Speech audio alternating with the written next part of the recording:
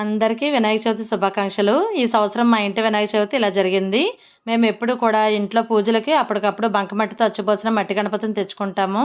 పండగ కదా, మా వారు షాప్లో బిజీగా ఉండడం వల్ల ఇంట్లో పూజలకి ఏం కావాలని అన్నీ నేనే తెచ్చుకుంటాను. మీరు కూడా మట్టి గణపతిని పూజలో పెట్టుకుంటారా లేదా కామెంట్ చేయండి. ఇద్దరమే కదా, ఎక్కువ హడావుడేమీ లేకుండా కుడుములు అటుకుల పాయసం చేసి స్వామికి నైవేద్యం పెట్టేశాను.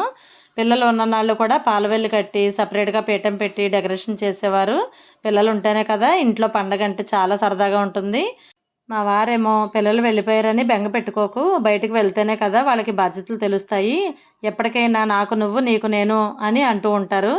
ముందు రోజు కూడా షాప్లో బిజీగా ఉండటం వల్ల ఇంకా ఓపిక లేక డెకరేషన్లు అన్నీ చేయడం మానేసి దేవుడి అలమరలోనే మట్టి గణపతిని పెట్టి శ్రద్ధగా పూజ చేసేసుకున్నాను.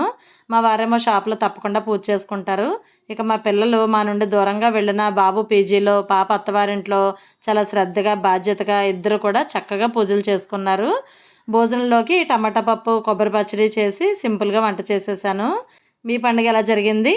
మీరు ఈరోజు ఏం పిండి వంటలు చేశారో చెప్పండి.